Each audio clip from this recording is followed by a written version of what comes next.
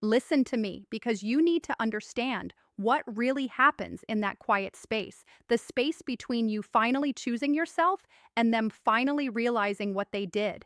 It doesn't begin with them suddenly becoming romantic. It doesn't begin with them writing you some perfect message. It begins with something far more uncomfortable for them.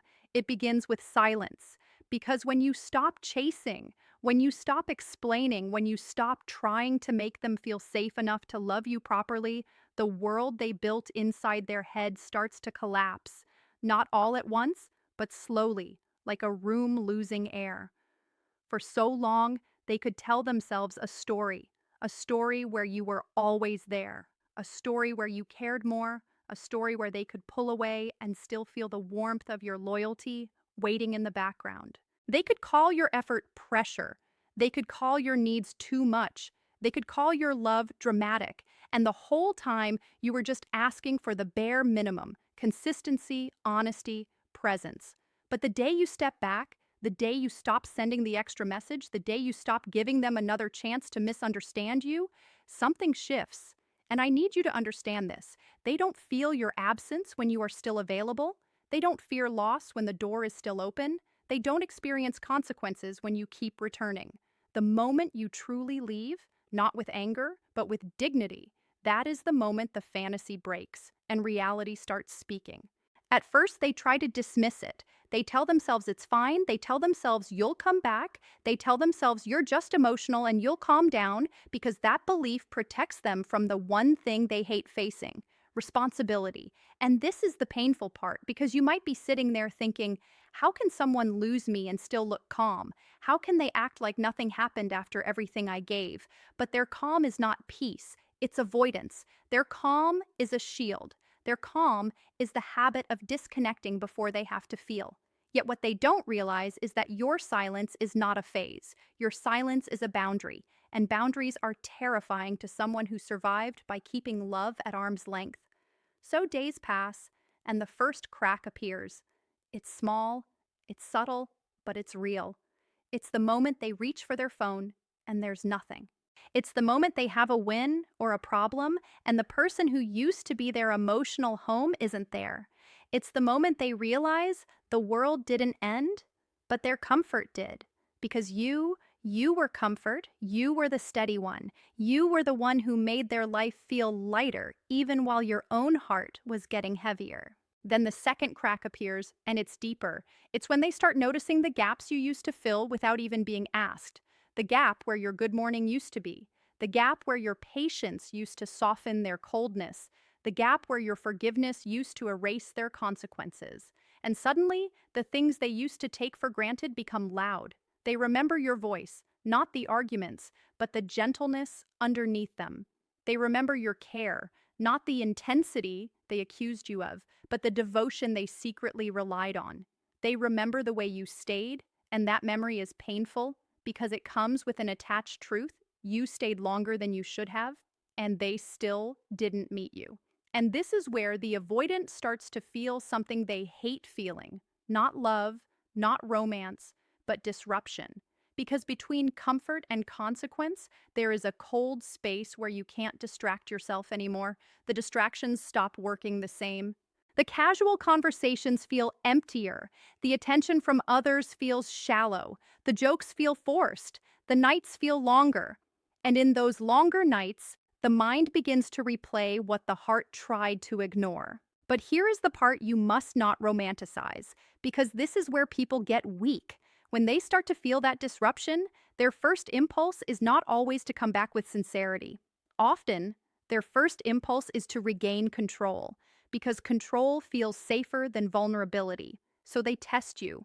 They send a tiny message that says nothing: a hey, a how are you, a random emoji, a like on a photo, something designed to pull you back without requiring them to own what they did. And if you respond fast, if you respond warm, if you respond like the old you, it tells them the same story again: that they can leave and return whenever they feel like it, that they can starve the relationship and still receive love, that you will keep making it easier for them to stay the same. Listen to me, you need to understand this. Their reaching out is not the same as their changing. Their missing you is not the same as their choosing you. Their loneliness is not the same as their readiness. And if you have ever been the person who kept accepting breadcrumbs, you know how dangerous that hope can be because it feels like progress, but it's just a loop. The real moment they realize they lost you, the real moment, is not when they message you. It's when they notice you are not waiting. It's when they feel that the door they assumed would always remain open is now closed. Not slammed, just closed, firm, quiet, final. That is when panic comes. That is when their ego starts bargaining. That is when they feel the weight of something they can't control anymore. And they might not call it panic. They might call it thinking. They might call it missing you. But it's panic. Because for the first time, they can't reset the relationship with one small gesture. For the first time, they have to face the possibility that you are truly gone. And that is when the mirror shows them who you were. Not someone who begged, not someone who chased, but someone who loved with depth, someone who offered safety, someone who tried to build something real. And once they see that, the regret hits because they can finally compare. They compare you to the noise, to the surface level attention, to the temporary comfort, and they realize you were rare. And now, I want you to hear me because this is for you, not for them. Between their realization and your healing, you must choose your healing because you are not here to be someone's lesson. You are not here to be the person they appreciate only after they've exhausted you. You are not here to prove that love can survive neglect. You deserve a love that doesn't require you to disappear to be valued. You deserve a love where your feelings aren't treated like a burden. You deserve a love where you don't have to shrink just to be kept. And if they come back with words, ask yourself for proof. Ask yourself for consistency. Ask yourself for accountability. Not punishment, not cruelty, just clarity. Because love without responsibility is just hunger. And you have already fed someone who refused to learn how to eat with care. So stand tall, even if your heart shakes. Let them feel the absence they created. Let them sit with the consequences of what they didn't protect. And you, keep walking forward, because between missing them and losing yourself again, you must choose yourself. I need you to understand something that will feel sharp at first, but it will set you free. When an avoidant realizes they lost you, it doesn't arrive like a love song.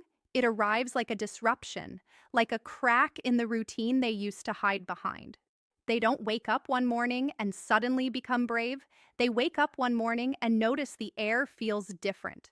The silence is different. The room is different. The day is different. Because for the first time, you are not there doing what you always did, reaching out, smoothing things over, carrying the emotional weight alone, making it easier for them to stay distant without consequences. And if you've ever wondered why they looked calm while you were breaking inside, you need to understand their calm was never proof that they didn't care. It was proof that they knew they could disconnect and still keep you close. That's what their pattern trained them to believe, that you would stay, that you would explain, that you would forgive, that you would return. But then you stop, and that is where the real story begins, because between comfort and consequence, there is a moment where the avoidant can't outrun the truth anymore. At first, they try, they distract, they scroll, they work, they laugh with friends, they flirt, they keep busy, anything to avoid sitting still long enough to feel the loss. Yet loss has a way of arriving quietly, like a shadow that grows when the lights go out. They check their phone and there's no message. They have a bad day and there's no one to soften it. They have a good moment and there's no one to share it with who actually cared. And suddenly they begin to notice the invisible roles you played. You were not just a person they dated, you were the emotional glue they took for granted. You were the one who made their life feel supported, even while they gave you distance. You were the one who stayed patient while they stayed protected. You were the one who kept the connection alive when they kept pulling away. And here's the part that matters. Their realization often begins with something they don't want to admit, their own dependence. Because avoidants hate feeling dependent. They hate needing. They hate the idea that someone could matter so much that losing them changes everything. So they minimize it in their head. They tell themselves it's fine. They tell themselves they're better off. They tell themselves you were too emotional, too intense, too demanding. But those words are not truth. Those words are armor. Those words are the story they use to protect their ego from the shame of what they couldn't give you. Because when someone is faced with the reality that they lost a good person, the mind will either choose responsibility or blame. And for a while, they choose blame because blame is easier than admitting, I didn't show up, I didn't communicate, I didn't fight for you, I took you for granted.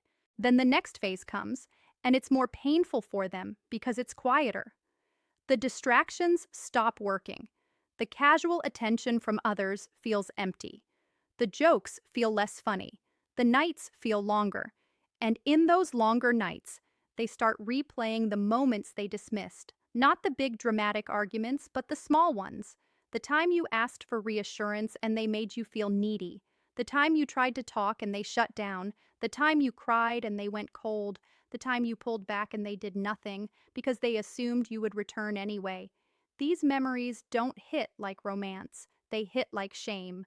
Because between who they pretend to be and what they actually did, there is a gap, and that gap is where regret lives. But listen carefully, because this is where people misunderstand what regret means. Regret doesn't automatically equal change. Regret can be real and still be selfish. Regret can sound beautiful and still be temporary. Sometimes an avoidant reaches out, not because they are ready to love you well, but because they hate the feeling of being the one left behind. They hate the idea that you could move on. They hate the discomfort of a door closing. So they test you. They send a small message that gives them plausible deniability. They like a photo, they watch your story, they drop a casual, "How have you been?" as if the pain they created can be erased with a soft entry back into your life. And if you respond quickly, if you respond like you've been waiting, it gives them what they want, relief. It calms their anxiety. It resets their sense of control. And then too often, they go back to the same distance because the urgency is gone again. This is why your strength is everything in this moment, because between their sudden attention and your long history of being disappointed, you must choose wisdom. You must choose self-respect. You must choose the version of you that doesn't trade your peace for a few days of their warmth. You need to understand, you are not asking for a fairy tale. You are asking for consistency. You are not asking for perfection. You are asking for presence. You are not asking them to be someone else.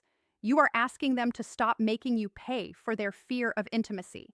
And if they truly realize they lost you, the proof won't be in one emotional message. It will be in their willingness to sit in the discomfort, to name what they did, to apologize without excuses, to show up again and again, not when they're lonely, but when it matters. Because the real moment they realize they lost you is not when they miss your body, not when they miss your attention, not when they miss the convenience of your love. It's when they realize they lost access to the version of you that tolerated less than you deserved. They lost the version of you that kept the door open while they kept one foot out. They lost the version of you that kept returning with hope in your hands and tears in your eyes. And when they see that you are not that person anymore, it shakes them. It forces them to face the truth that you were not too much. You were simply asking for what healthy love requires. And if they couldn't give it, it wasn't because you were wrong. It was because they were emotionally unavailable. So please hear me. If they come back, do not hand them your heart just because they finally noticed its value. Your heart was valuable before they noticed. Your loyalty was rare before they missed it. Your love was deep before they understood it. Between their realization and your future, there must be standards. There must be boundaries. There must be calm, steady self-respect. You can still be kind. You can still be loving. But you cannot be available for the same cycle again, because you deserve a love that doesn't require you to disappear to be appreciated. You deserve a love that doesn't punish you for having needs. You deserve a love that meets you not halfway when it's convenient, but fully when it's real. And if they truly lost you, let that loss teach them, but don't let their lesson cost you your peace again. You need to understand something, not as a theory, not as a cute idea you tell yourself to feel better, but as a truth that can hold you steady when your heart is shaking. The most powerful thing you can do is not prove your worth, it's protect it. Because between love and self respect, there is a choice. And that choice decides whether you heal or whether you repeat the same heartbreak in a different outfit. For too long, you have been the person who tried to earn softness from someone who only knew how to offer distance. You tried to explain your feelings in the gentlest way. You tried to be patient. You tried to be understanding. You tried to be low maintenance. You tried to shrink your needs so you wouldn't scare them away. And the tragedy is, you didn't shrink because you weren't worthy. You shrank because you were loyal, because you were hopeful, because you believed that if you loved carefully enough, they would finally feel safe enough to stay. But you need to understand, real love does not require you to abandon yourself to keep someone. This is why protecting your worth feels so hard, because it often looks like silence. It looks like not replying to the message that reopens your wounds. It looks like not chasing the explanation you'll never receive. It looks like letting someone sit in the consequences of what they refused to repair. And if you've ever been the one who loved an avoidant, you know exactly what your heart does when you try to set a boundary. Your heart says, but what if they think I don't care? Your heart says, but what if this is the moment they change? Your heart says, but what if I lose them forever? And I need you to hear me. Sometimes you must be willing to lose what hurts you so you don't lose yourself. Because between keeping them and keeping your dignity, you can't sacrifice your dignity again, not if you want a future that feels safe. When you protect your worth, the avoidant will feel it. Not because you're punishing them, not because you're playing games, but because your energy changes. The old pattern was familiar to them. They pull away, you lean in. They go cold, you get warmer. They disappear, you worry. They return, you forgive. That pattern made them comfortable because they never had to face a final consequence. They never had to confront the reality that love has limits. But the moment you protect your worth, the pattern breaks. And the breaking of that pattern creates panic in someone who relies on distance to feel in control. They may not call it panic, they may call it confusion, they may call it thinking, they may call it missing you, but it is panic because they can sense they are losing access to the version of you that always came back. This is why boundaries trigger them, because a boundary is not just a rule, it's a mirror. A boundary says, this is what I deserve. A boundary says, I will not be treated like an option. A boundary says, I will not beg for basic respect. And a mirror is dangerous to an avoidant because between who they want to believe they are and what they actually did, there is a gap. And that gap is where shame lives. They might have told themselves you were too needy, too emotional, too intense, but your boundary reveals the truth. You weren't too much. You were simply asking for consistency. You were simply asking for presence. You were simply asking for love that doesn't disappear when intimacy gets real. And when they see you standing in your worth, calm, quiet, unmoved, something inside them shakes because they realize you weren't asking for the impossible. You were asking the wrong person. Now, protecting your worth does not mean you stop caring. It means you stop abandoning yourself. It means you stop giving access to someone who keeps mishandling you. It means you stop letting temporary words override a history of inconsistency because you need to understand this.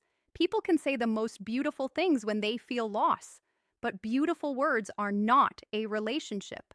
Apologies are not a relationship. Long messages at midnight are not a relationship. A relationship is what happens on ordinary days, when they are stressed, when they are tired, when you have needs, when conflict appears, when closeness demands maturity. That is when true character shows. So if they come back, and they will often come back when they feel you slipping away, your job is not to melt. Your job is to measure, not in a cold way, not in a cruel way, in a wise way. Are they showing up consistently?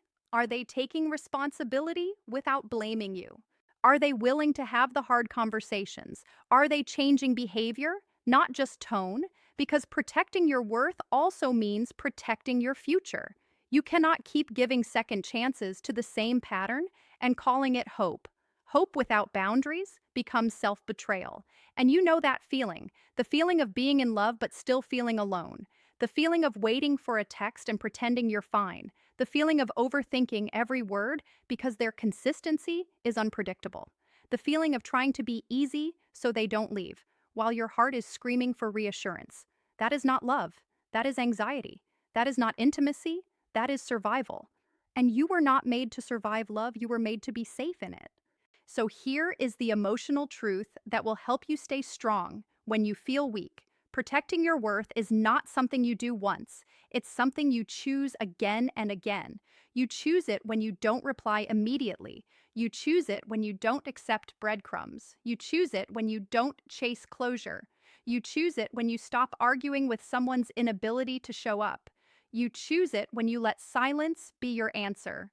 And yes, it hurts because it feels like you are walking away from the person you wanted, but you are also walking toward the person you need to become. The person who doesn't beg, the person who doesn't shrink, the person who doesn't hand their heart to someone who keeps dropping it. And if the avoidant truly realizes what they lost, they will not ask you to abandon your boundaries to make them comfortable. They will respect them. They will honor them. They will understand that your standards are not an attack. They are a requirement for love to exist without pain. They will not just miss you, they will meet you. They will not just reach out, they will show up. And until that happens, your job is simple, even if it's not easy. Stand in your worth. Let your silence be your strength. Let your boundary be your protection. Because between loving them and losing yourself, you must choose yourself.